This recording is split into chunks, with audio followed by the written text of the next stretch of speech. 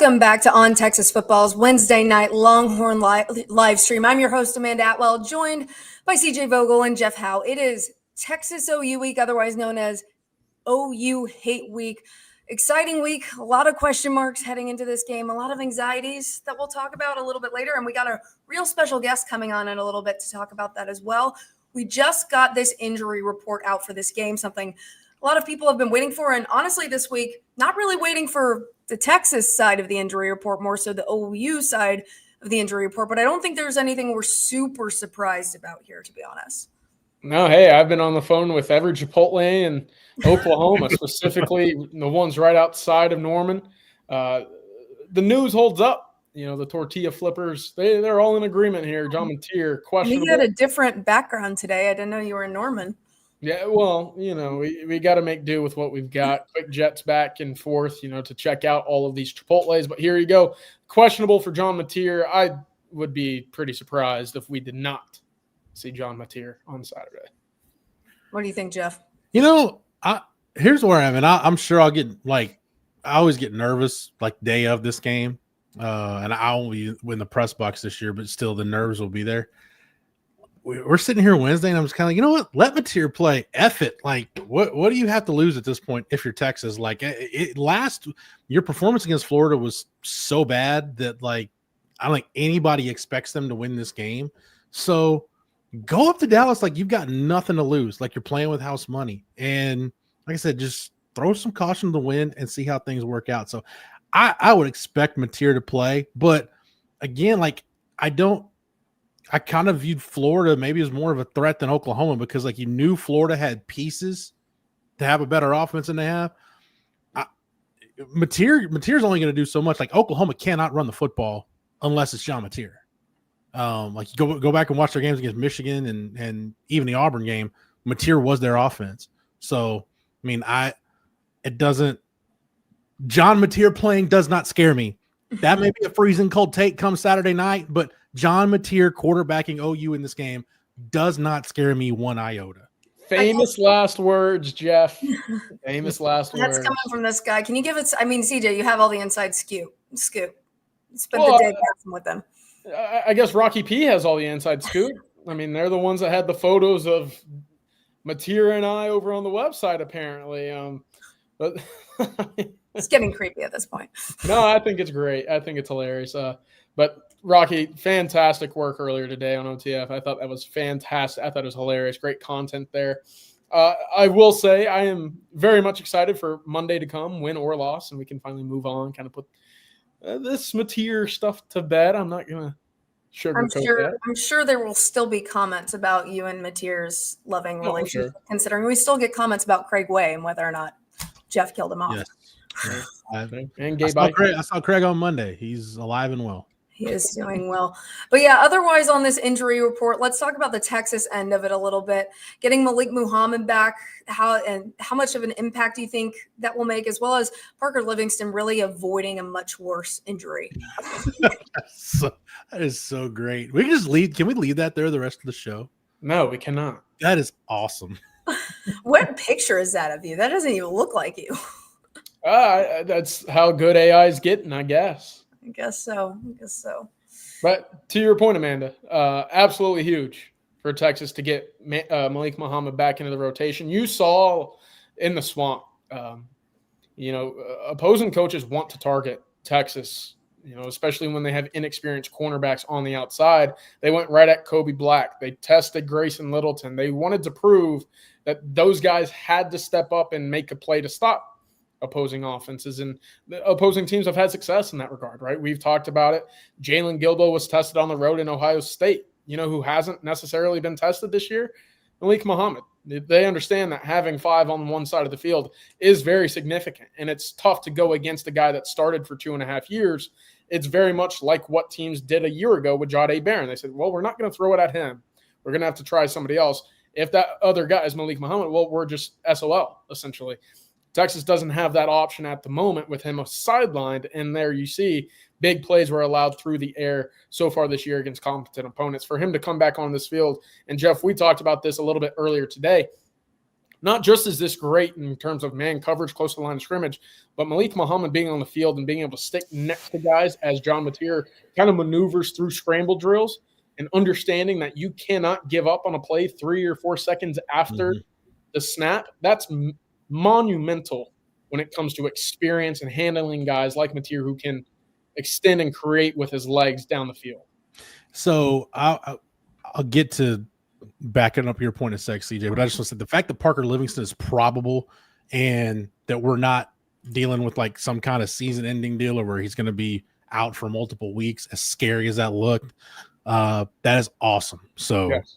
that's the best news on this injury report.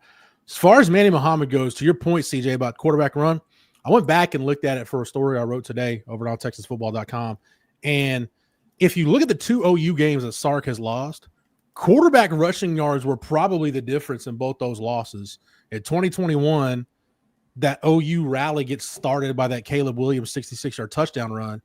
And the 2023 game, Dylan Gabriel runs for 113 yards. It felt like half of those, a chunk of those, were on that last drive where he's just letting everything open up. And then, hey, I don't even think they were called draws. I think it was almost Jeff Levy telling him, like, look, if you drop back and see nothing but 20 yards of grass in front of you, just tuck the ball in and run. And that's what he did. Stopping the quarterback run is paramount in this game. And you better be on your toes because unlike DJ Lagway, who after that second drive, CJ, was that when his calf was tweaked or whatever, he wasn't running. Like you're good, whether it's Mateer or Hawkins, you're going to have to deal with a mobile quarterback the entire day. So yeah, this is going to be one where you'll probably use multiple spies. Like you better, we talk about the fact that we expected PK to be more exotic. You better be whatever you got, bring it on Saturday. Because I don't know what else you're saving it for at that point. Yeah, and I think that's something we'll definitely see on Saturday. We're going to hear from one of our sponsors, and then we have a very special guest that's going to join us for this show. So, Jeff, let's hear from South Point. Absolutely. Hey, Texas football fans, score an easy extra point this season when you get to the point at South Point Dodge. South Point Dodge has over 600 vehicles in stock, including the all-new 2025 Ram 1500. Get the real deal today and drive away in an all-new Ram that's proven to last. Plus, you get employee incentive pricing right now. That's right. Pay what employees pay. That is a real deal. So come see them today at South Point Dodge off I-35 in South Austin or at southpointdodge.com. Get to the point at South Point Dodge. Thank you so much, Jeff, and thank you to South Point, one of our sponsors. We have a very special guest joining us today, the one and only Peyton Yeager from Fox 4, reporter over at Fox 4 and lifetime Longhorn. She graduated in, 2017, I believe? Mm-hmm. Yeah, can y'all hear me? Yes, we can hear you. Great. How are you doing, Peyton? How are you feeling about Texas OU? I'm at work right now, so I don't know how I got sucked into doing this, but I'm here to support you guys. I'm so sorry. I know I'm excited. Well, I'm excited because it's the best day of the year. I'm a little nervous about the game, but I have friends coming in town. I'm going to the game with Amanda, so I'm just trying to think positive. Positive thoughts. So just tell everybody a little bit about your background, what you do, and tell us a little bit about your journey last season following this Texas team, because I know that set your standards a little high for this year, which I know. Has not so I went to college with Amanda. We kind of were there at the same time, and we were not very good, obviously. But I'm a reporter in Dallas. I'm at Fox 4. I've been here almost 5 years. I can't believe it. But my market before here was Oklahoma City. So I do have a lot of Oklahoma people, but I don't support their team, obviously. And last season, I made it like a me season. I was really, really involved with the Longhorns. I went all out. I think I went to every single away game. I went to 11 or 12 games last season, which was like extremely impressive. Like the only one I missed was Georgia at the SEC championship, I think. And maybe like a cupcake game. That was really it. I was there for every single one. So it was a ride. I poured everything I had into it. And then this year I was like, I'm going to do it again. So I went to Columbus. And I was on the battleground there, and that was a real big gut punch. So, yeah. Tapping out already? Oh. I'm not tapping out, but I battled Florida on Saturday on my couch by myself, and I lost that battle. And she did keep me updated. I don't know. My neighbors hate me, but that's it. Yeah. Well, Peyton, let's ask you the big question. The big question about this game. How are you feeling? What's your vibe going in? It was a slugfest in Gainesville. What are you expecting this Saturday? I know this is crazy. I've just the Twitter back and forth all week. I have absolutely no idea because I could not have predicted what happened in Gainesville. I thought maybe a close game in Gainesville. I thought maybe we lose it at a field goal at the very end, but I did not expect to come out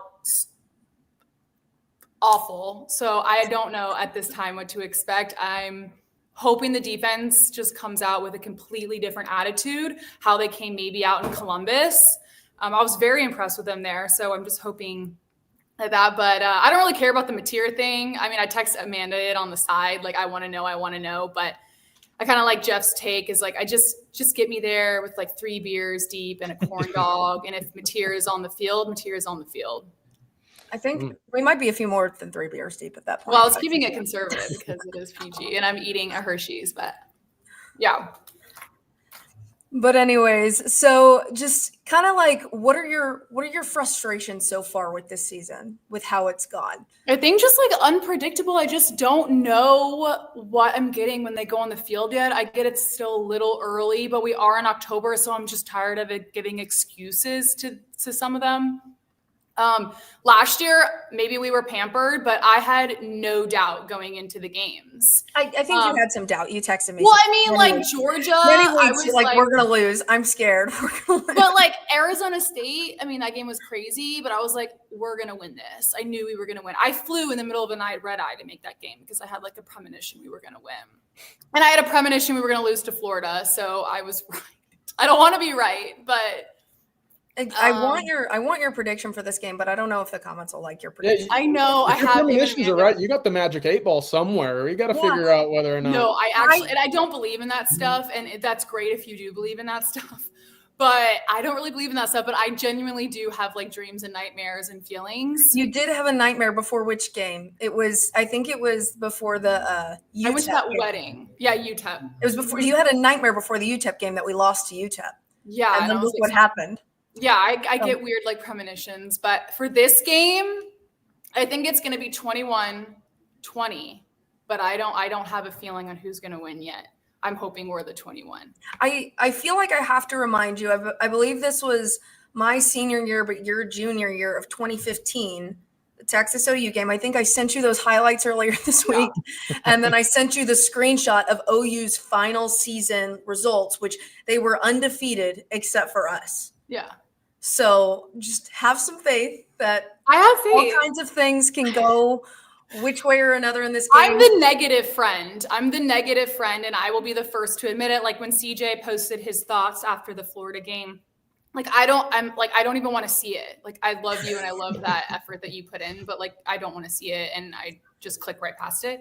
Hey, but I'm the negative CJ's friend. pretty harsh, so you can probably. I appreciate. I would be hard. I can't cover the Longhorns because it would be just too much of a conflict of interest. But I am the negative friend. But then when we win, I'm absolutely obnoxious. So I just set the bar kind of low.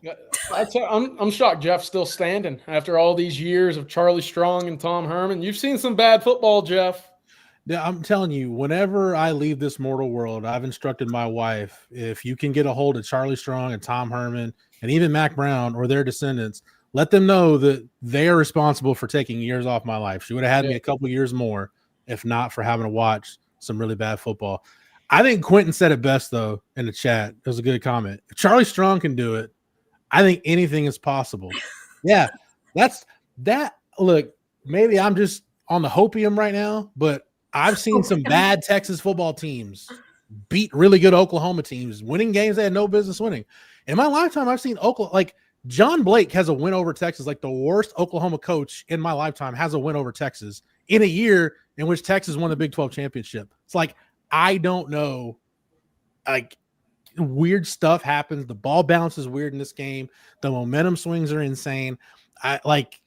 It's the most unique game. I think it's the best, but it's definitely the most unique game in college football because inexplicable stuff is going to happen on Saturday. Just hope it goes Texas's way. Jeff, can you get a hold of Charlie Strong and have him on our sideline? Like, just make exemptions for that man and like have him there on Saturday. Like, that'd be awesome. Just in spirit. Just Only if he can recreate his abnormally long finger.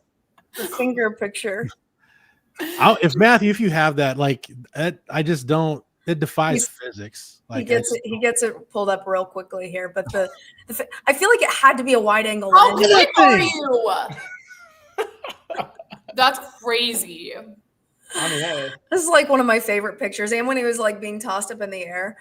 But anyways, Peyton, do you not have any sources in Oklahoma that could tell us about this whole? I tried, guys. Anybody that snuck into the facility? I know you're friends with Eddie, so I tried a couple people up there, and they're keeping the Mateer thing pretty tight. I think we all know that. Like, whoever's going to get the exclusive on that's not going to be me. It's not. And they're not going to tell you of all people. Well, have you been calling Chipotle's or no?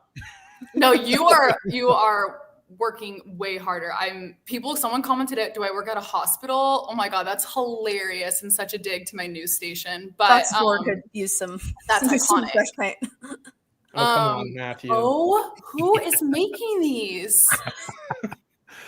Oh, it is glorious. Look at that. We're just having a catch. Yeah, sorry guys. When I'm on, it's just off the rails. These poor people are like, we're here to hear like X's and O's, and that's not me. But I love that.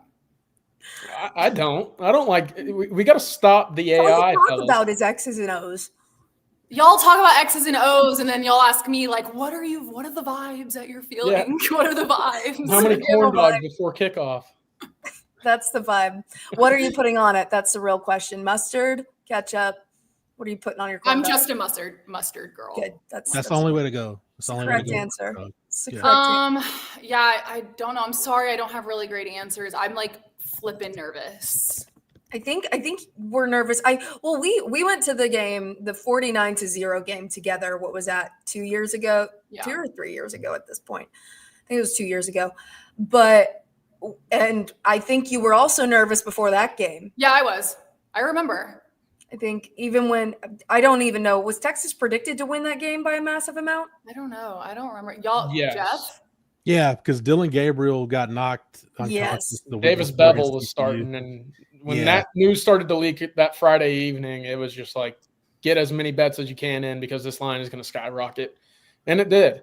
It did. Peyton, give me your favorite Texas OU moment.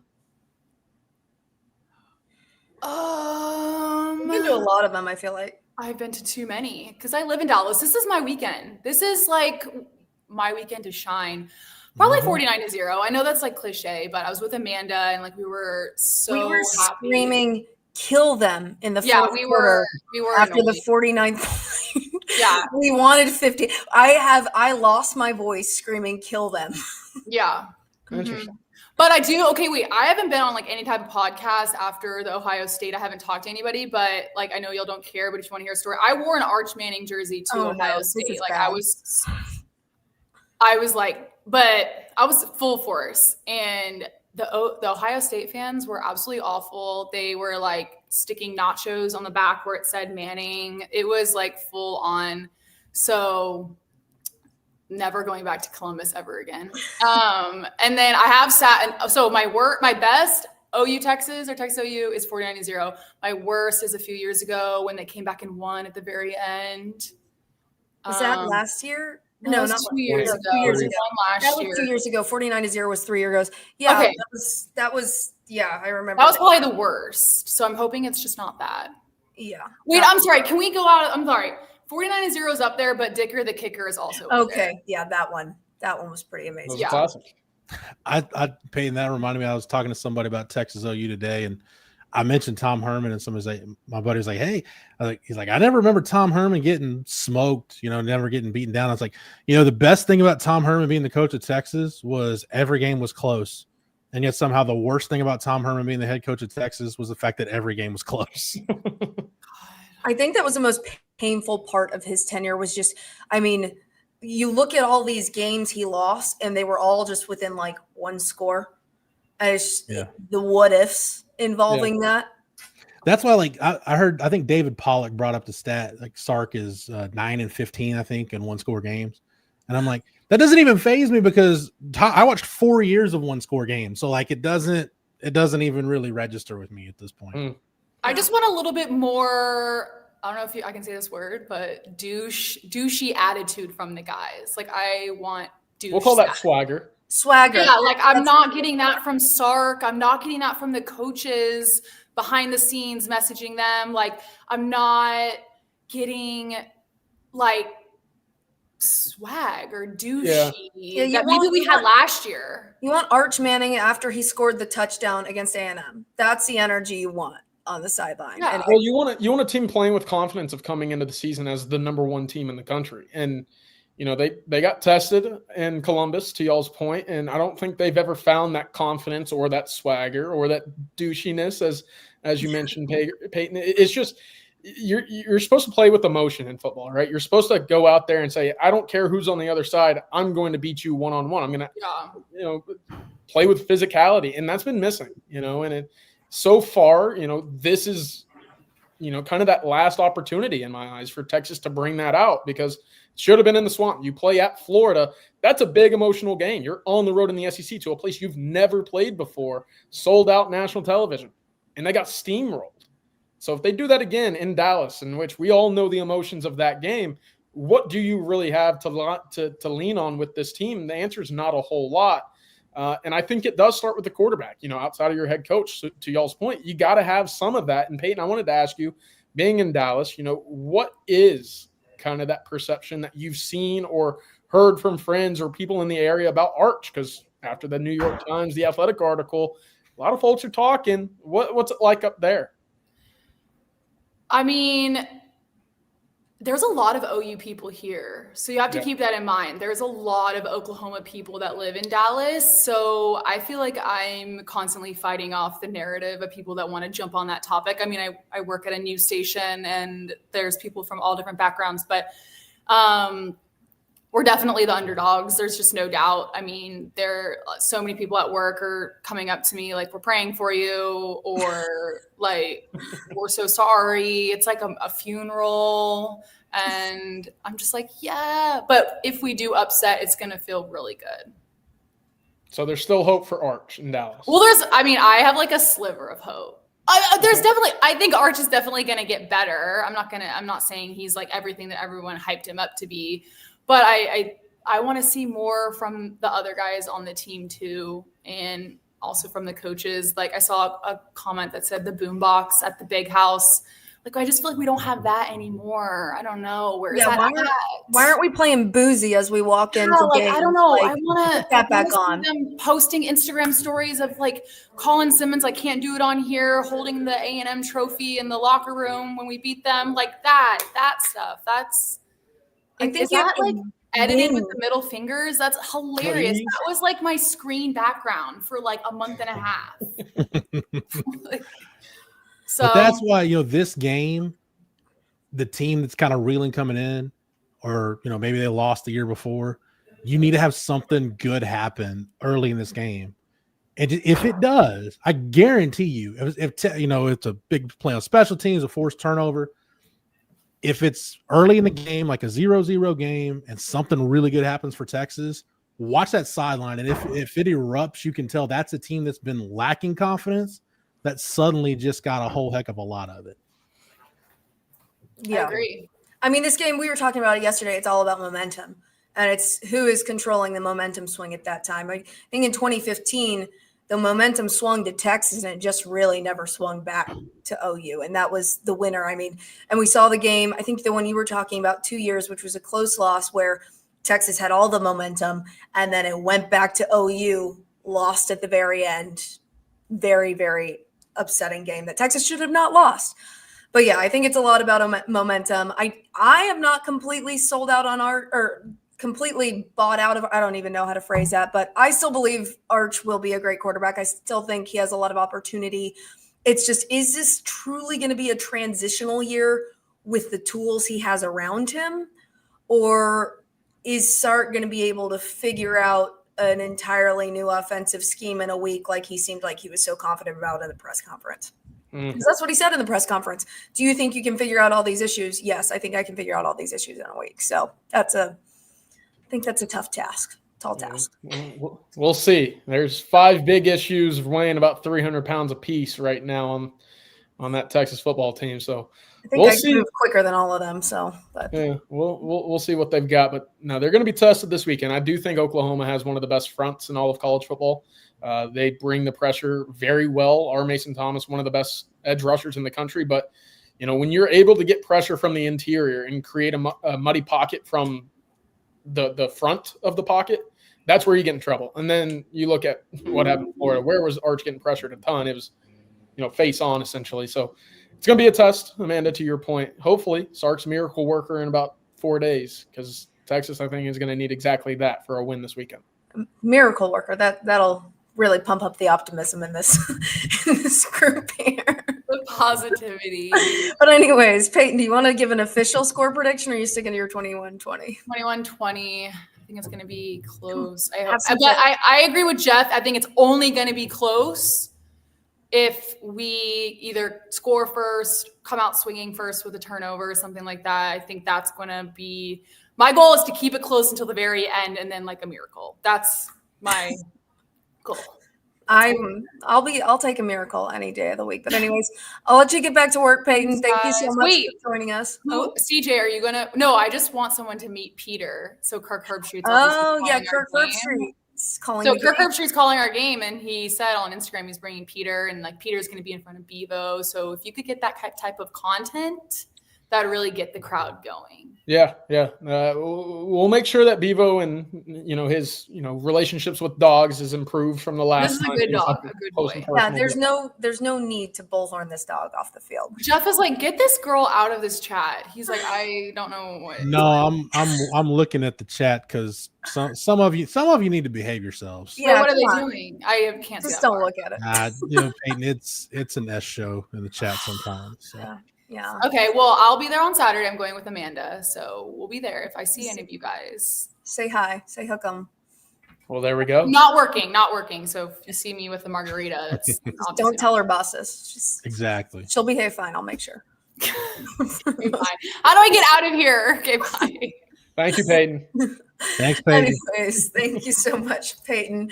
We're going to hear from one of our sponsors, and then we'll get into some of your questions that you've asked so far. Once again, get all your questions in. Super Chats jump to the top of our list. But first, let's hear from our friends over at Advanced Pain Care. Pros know the pain stops here. Physical therapy helps me as an athlete then and now. And do I still need therapy? Yes. Advanced Pain Care helps with that. Injuries will stack up. They'll add up. You can't let those injuries get you down, and Advanced Pain Care has been very helpful for me. We can help with whatever's got you down, from nerve damage to our spinal cord stimulator. Pain is inevitable. Suffering is optional. Same-day appointments available. Advanced Pain Care. The pain stops here. Those two guys beat OU. They did. So Peyton was a lot of fun. Thank you so much to her for coming on. Maybe we can do that again sometime. But a couple questions. Once again, get all your questions in. Once again, Super Chats will jump to the top of our list. One thing I did want to mention while we were talking about injuries earlier was OU having 3 O-linemen out and what we think about that, especially if they end up having to play Hawkins and what that could look like in that situation. I mean, I don't think we were super optimistic about a lot of the tools that OU has on offense right now as it is. Yeah, it's been, a much improved offensive line from a year ago. You could add a 4th offensive lineman out. They have Logan Howland. That's questionable or I guess doubtful at the moment too. Jake Taylor, Jacob Sexton, those are 2 solid pieces that have played well in their time over the last year and a half or so. But I do think Oklahoma's had some sort of success in pass protection with the group of guys that have seen time recently. And look, I think a big piece of that is Michael Fasusi. Again, he's had his own injuries and unfortunate time missed this year. But when you have a left tackle that can hold down pass protection from the blind side of your quarterback, you can maneuver and have success regardless of really the other 4 on the line, as long as you have a mobile quarterback, and Mateer is just that. So I do think Oklahoma does a very fine job. And Bedenbaugh, obviously, we can talk about his accomplishments. It's been a down year last year, but right now I think they're going in the right direction. They move the pocket, Jeff, as well as anybody, and they've done that for years, whether it's Lincoln, whether it's Arbuckle, whether it's, Jeff Lebby, it doesn't matter. Moving the pocket and creating time for your quarterback organically is one of the best traits an Oklahoma offense has had over the last decade. I mean, there's some really good O-line coaches in the country. Bill Bedenbaugh's in the conversation for the best. So, yeah, I mean, they haven't had they've had attrition and, post Lincoln Riley kind of trying to build back depth on the offensive line has been a challenge. But, yeah, I mean, I look at what OU does, like you said. I look at, Billy Napier's game plan for DJ Lagway. Like, I don't need to see Sark draw up something that, all these crazy route combinations or something. Just put in some things that will do two things. One, help your quarterback, and two, help your offensive line protect your quarterback. Give them some margin for error. Just insulate it. CJ, you put it perfectly over on the site. Like, make it easier on yourself. Sometimes they make it hard and it doesn't have to be. Just make it easier on yourself. You mentioned Michael Fasusi. I will say Venables said today on the SEC teleconference, Fasusi's had an ankle issue, but he'll be good to go on Saturday. That's notable. He missed a bit of time earlier this year.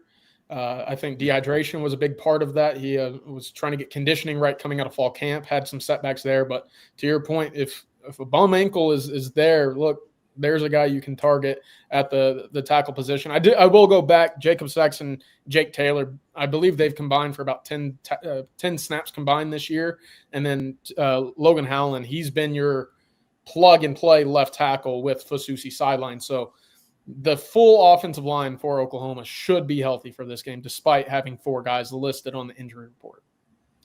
And sticking with the injuries, just before we move on, do we know what's ailing Malik? Do we know what happened to him? I do not. I didn't see anything about that. I do not. And that's something that probably wouldn't be divulged this close to kickoff. Yeah, I don't think so either. One other question, which seems to be a top question for a lot of people, is our offense against the number 1 D in college football. How do you think that's going to go? And I think we've kind of gone over. We'll see. We'll see how Sark schemes this. Yeah, definitely. I'll bring this up from Jonathan because I think it coincides. Look, Connor Robertson at center, move Cole Hudson over to left guard. That makes sense, right? I think we're all sitting here saying there's 2 guys right there with playing experience. Connor Robertson has played a lot, actually, in this Texas OU game 2 years ago. And obviously, Cole Hudson's played guard plenty of times over the last 4 years, over 1,000 snaps, in fact.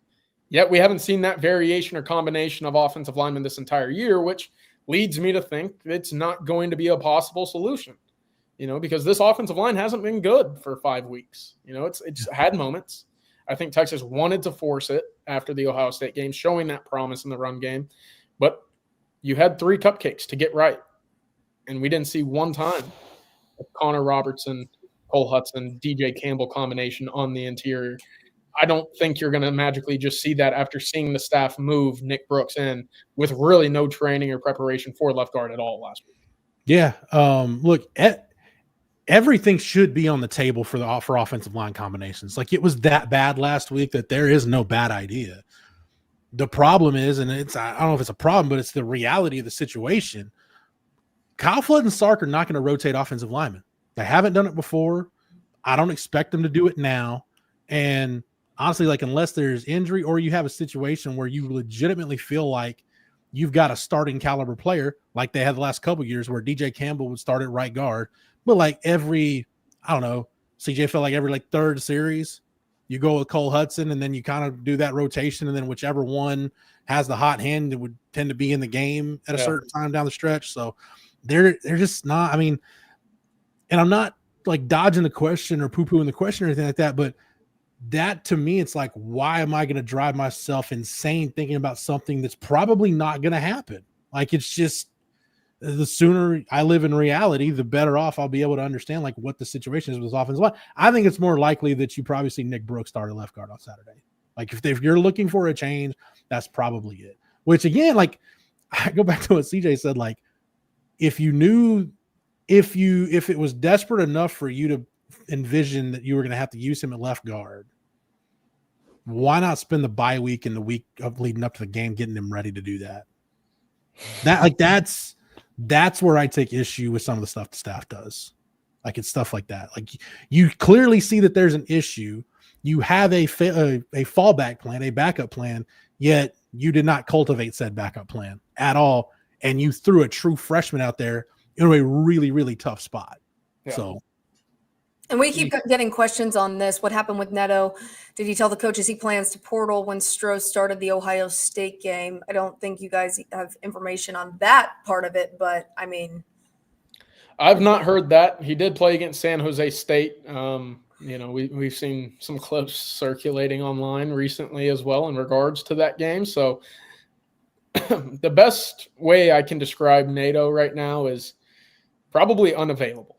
I don't think he'll be an option moving forward. I think also for folks that have seen Texas play in person recently, specifically in the Swamp, you see a very dejected, very disinterested sideline piece on the sideline. So maybe that changes. Maybe something sparks in them. Maybe the staff tries to reignite some trust there. But right now, I don't see Neto as a possible solution here, and I don't really have an explanation for that, to be honest. I don't know.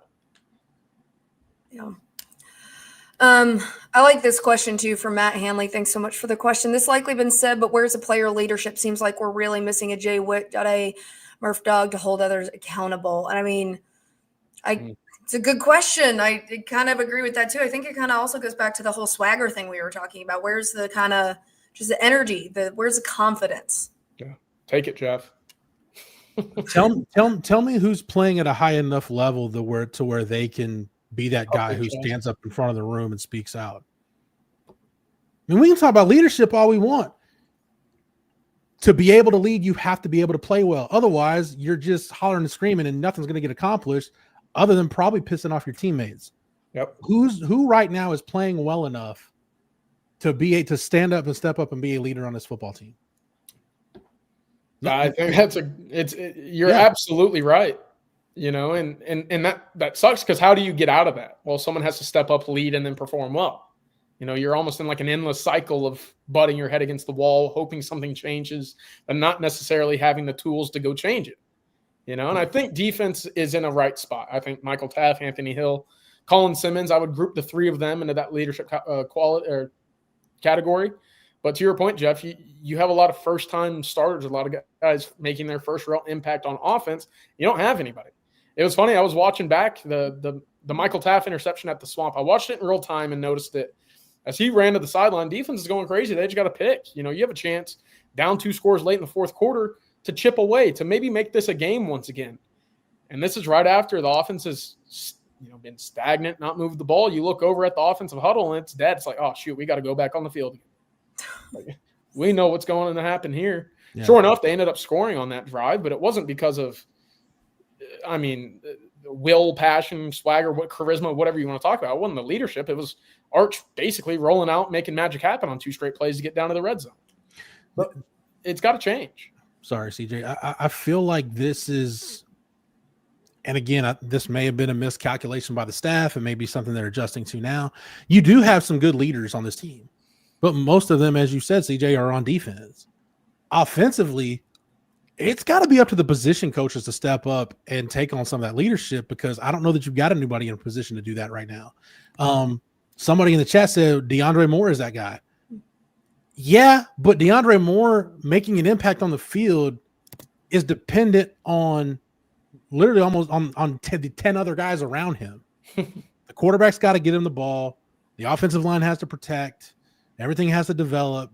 If it's schemed up, if it's a layered route, the other guy has to run his route. Right? Like, there's only so much you could do. Trey Wisner, he's been hurt, and I mean, what was he against Florida running the football? Not that this was on Trey, but 8 carries, 11 yards. Like, you can't. We can talk about leadership all we want till we're blue in the face. The bigger issue for me is confidence, and this offense, it just seems to come and go with them. And it's when you're having issues like that, when you're struggling, that's understandable. But it's to me, it's more on the coaches to try to step up and take on some of that leadership role. They didn't have to on offense last year. He had Quinn Ewers and Kelvin Banks, and go down the list. You didn't have to. So I think that's part of what the staff needs to do is the leadership burden falls on them more than it has the last couple of years. Yeah, I completely agree with that. We'll get to some more of your questions after we hear from our partners over at Von Lane. From Texas football Saturdays to NFL Sundays, from ACL Fest to Formula One, this fall is stacked, and Von Lane is a smart way to get there. Forget TSA lines or fighting I-35 traffic. With Von Lane, you board in minutes at luxury hotel terminals. Then it's just 22 big first-class seats, each with Wi-Fi outlets and an onboard attendant bringing snacks, drinks, and yes, even beer and cocktails. You'll arrive relaxed and ready for kickoff, the concert, or family time. And with booking open through December, you can also lock in Thanksgiving and Christmas travel now. Go to vonline.com, use code OTF25, and save $20 on your first ride. Vonline, elevated regional bus transportation. I think, guys, one of the most interesting things for me going into this game is the running back situation on both sides of the ball.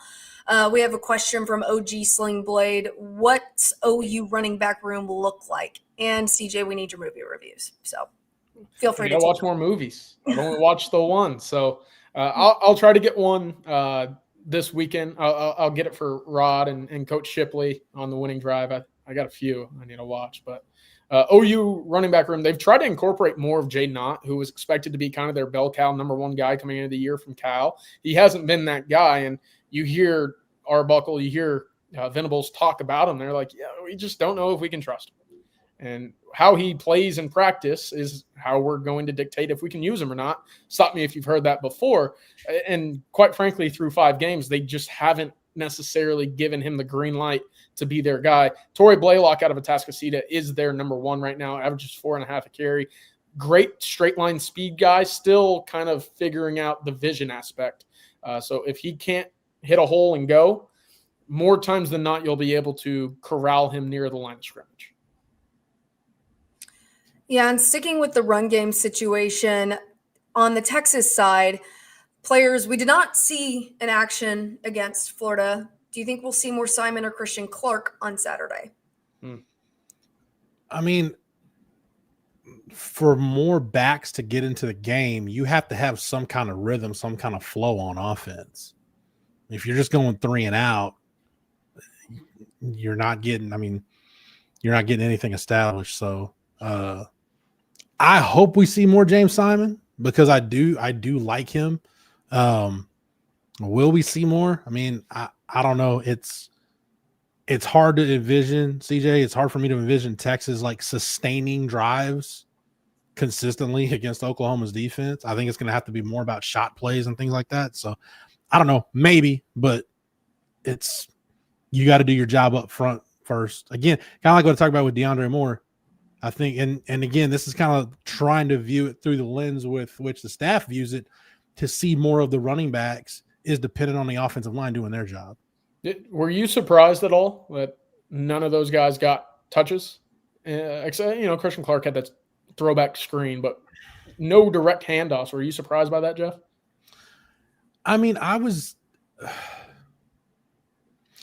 surprised that Sark didn't have more pony package.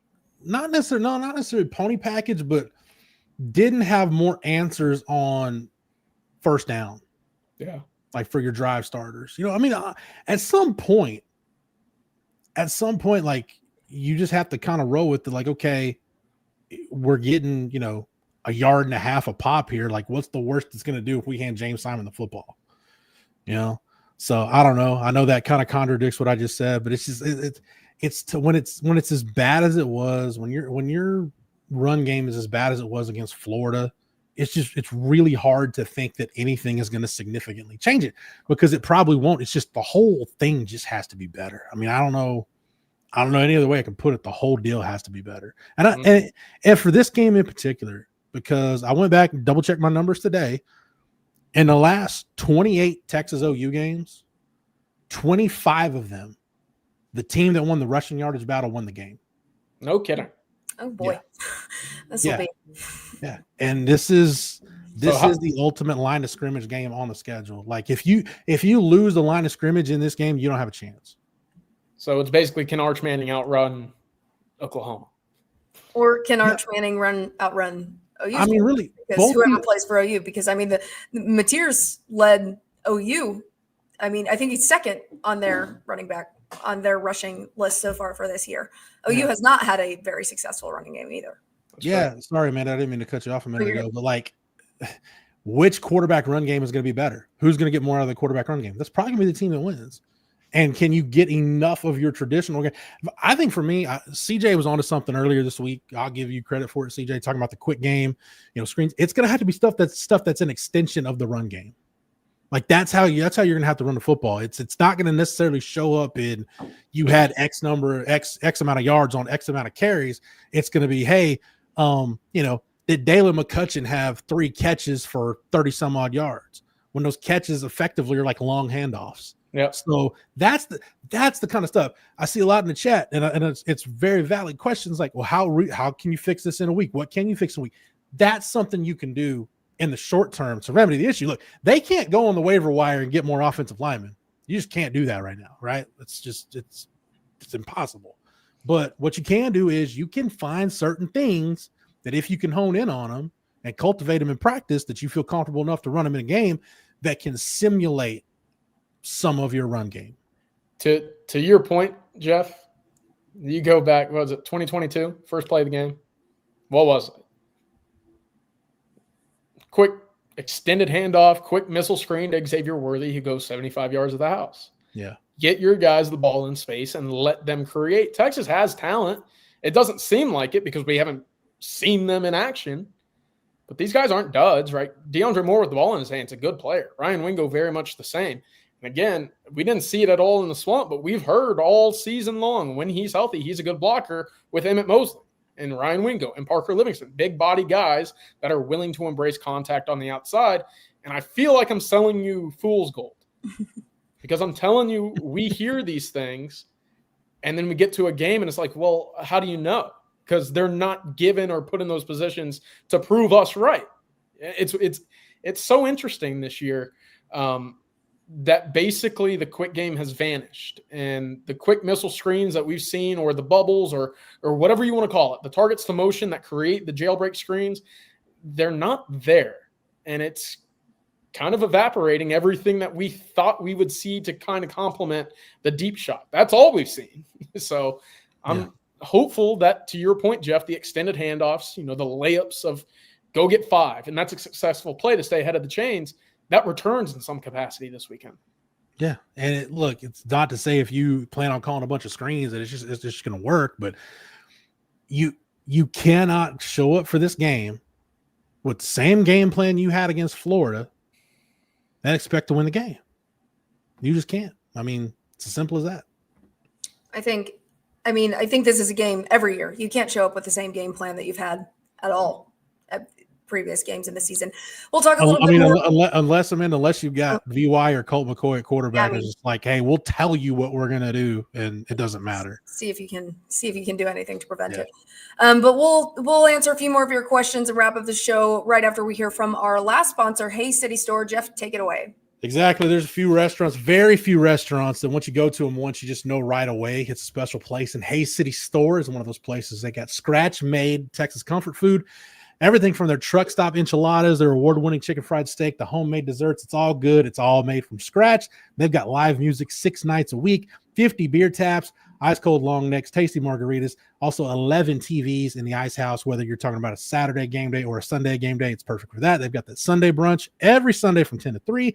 Hayes City Store, it's dog friendly. They've got plenty of space for the kids to run around. So get your whole crew together. Head out to Hayes City Store. For more information, check out the website at HayesCityStoreTX.com. Hayes City Store, it's uniquely Texas. We got some positives from Chris Bennett over here. OTD beat Texas OU in 1994, 2005, and 2022. So, I mean, that's pretty cool stuff. 94 is the first vivid Texas OU memory I have. It was Stoney Clark stuffed James Allen at the goal line for Texas to win on 4th down. That's when I realized, oh, that's what this game means. That's why it's so important. So 94 special me. And then 05. Special year. party responsibly, kids. I was so out of my mind celebrating. I fell through a porch that day. So, yeah. Is there video of that? No, but I woke up the Not next day 05. again. I was like, man, why my back and year. my ribs killing me? And my buddy was like, dude, let me tell you why your back and your ribs are killing you. Yeah, I fell through a porch. It's a good memory to have. It's what the weekend's all about. Oh, that's great. Jeff, can you give a shout out to this? Oh my God. Is that how it went? A little less graceful? Yeah, much less graceful than Homer Simpson. Yes. Spank B, thank you for the super chat. No, I will not shout out the 6-0 Gerald Cougars because they still have to go back to their shanties and their meth labs and the prom, aka their family reunion. So no, I will not shout out the Gerald Cougars. I think we're talking about Alabama here, but that's some harsh reviews for Gerald, Texas. A Saturday night in the state of Alabama is, socially acceptable compared to what goes on in Gerald, Texas. So, okay, good to know. Put that on my list of places to avoid. I like this question from Shivan. Should we watch out for a trick play like they tried to do in the Auburn game? I assume he's referring to the illegal trick play or the illegal plays they were calling. Oh, yeah. Jeff, this is the exact type of game where both coaches will be in their bags. They've proven it over the last 3 or 4 years, whether it's kind of the reverses on kickoff returns. We saw 2 double passes last year from Texas. They're in their bags. I was talking to a buddy today. Actually, the buddy that I was with when I fell through the porch. I was talking to him today. Reminded me that OU, CJ, if you think back to that 2023 game on their first drive, they ran a fake field goal. Mm-hmm. So, yeah, this is one of those games where especially if you're Texas, if you've got something, what are you saving it for? Oh, yeah. Like, this is when you use it. Like, there's no point in saving it for the Kentucky game or Mississippi State or thinking about, we need to hold on something for Georgia. Your season is on the line right now. There's no reason to save anything.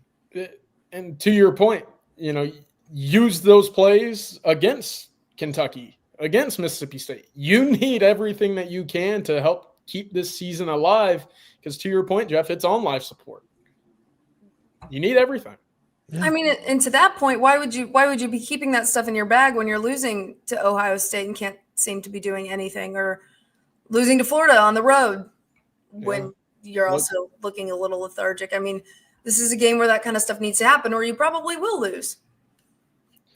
Yeah, you got to dig deep if you're Sark. And, what's interesting is, again, we still haven't seen a lot of usage from the tight end position. After this week, I think that just might be what that position provides this year. Sorry, CJ. Speaking of tight ends, I want to see more Nick Townsend on the field. There aren't very many people on this team that have proven on this offense that have proven they'll knock someone's in the dirt.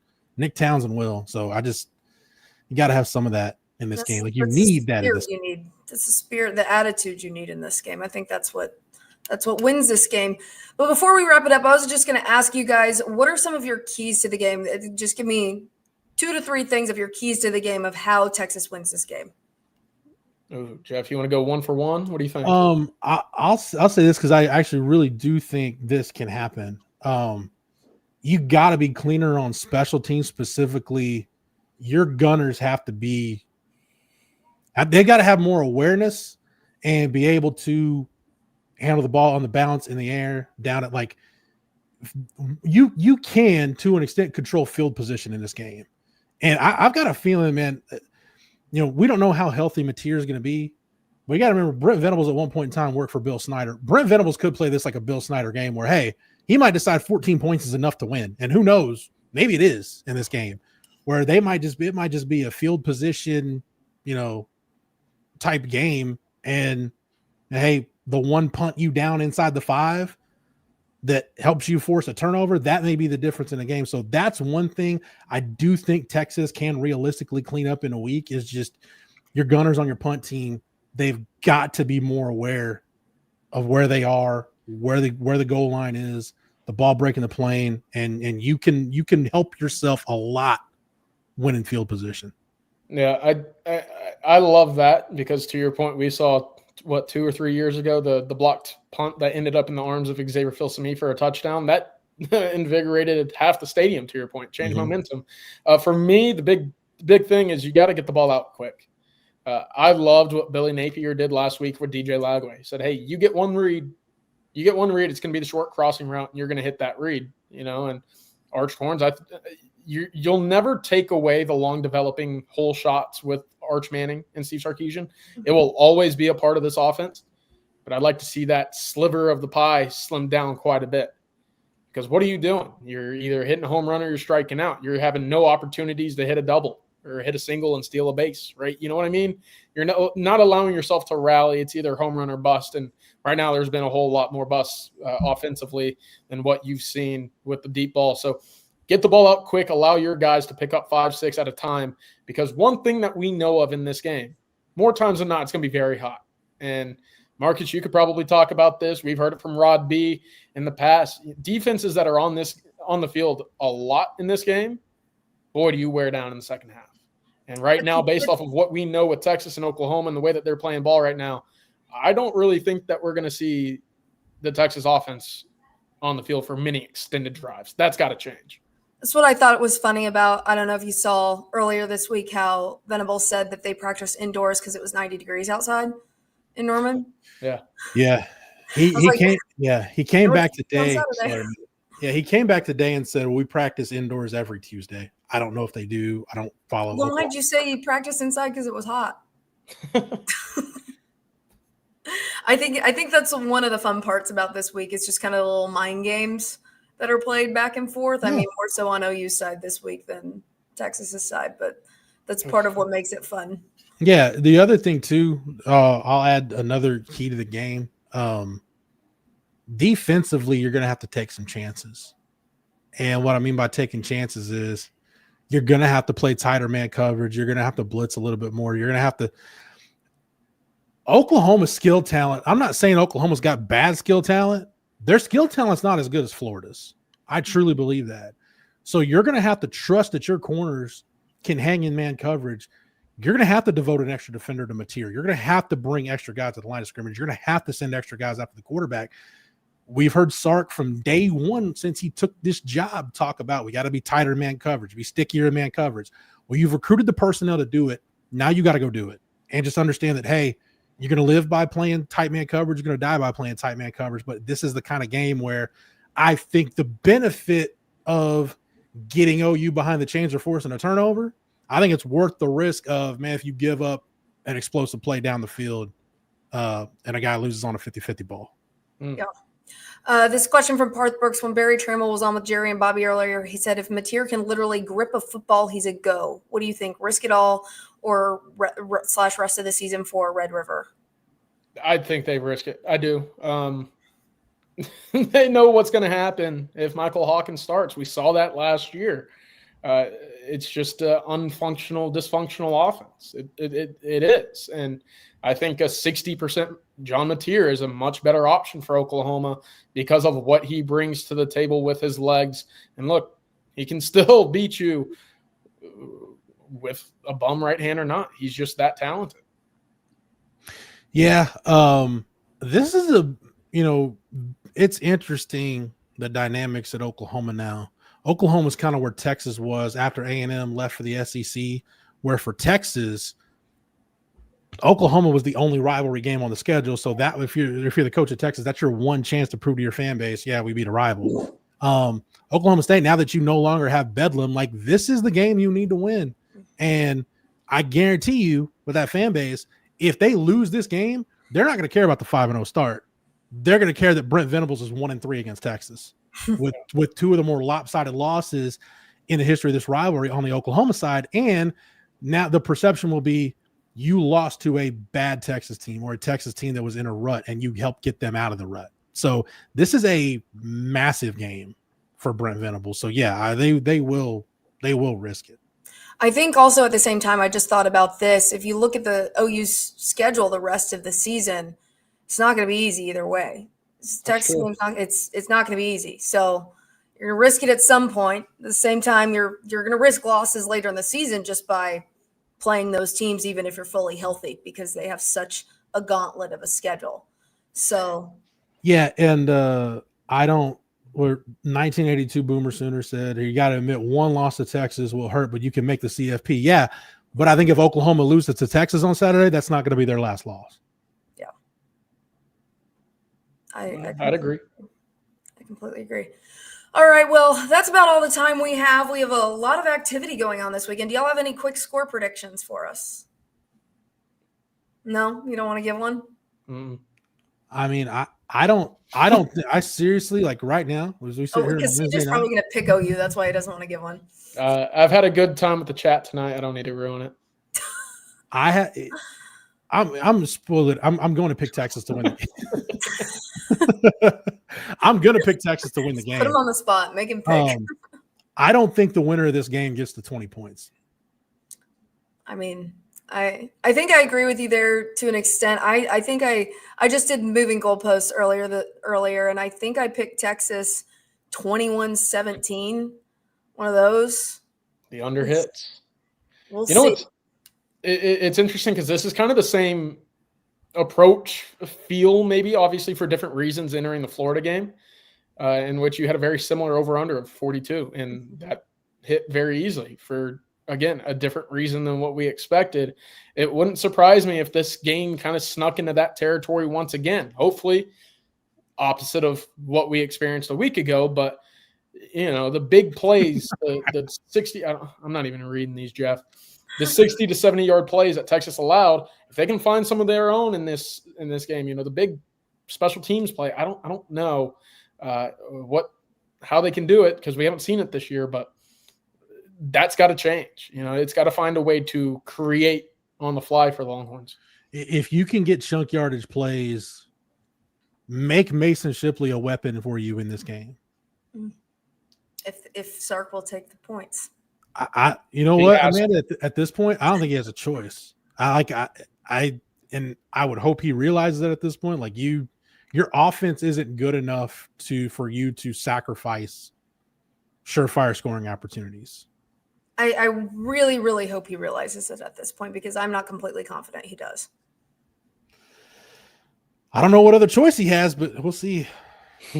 I guess we'll see. It's the most fun week of the year. Also probably the most anxiety ridden for a lot of Texas and OU fans, but it will be fun either way. A lot of activities going on this weekend.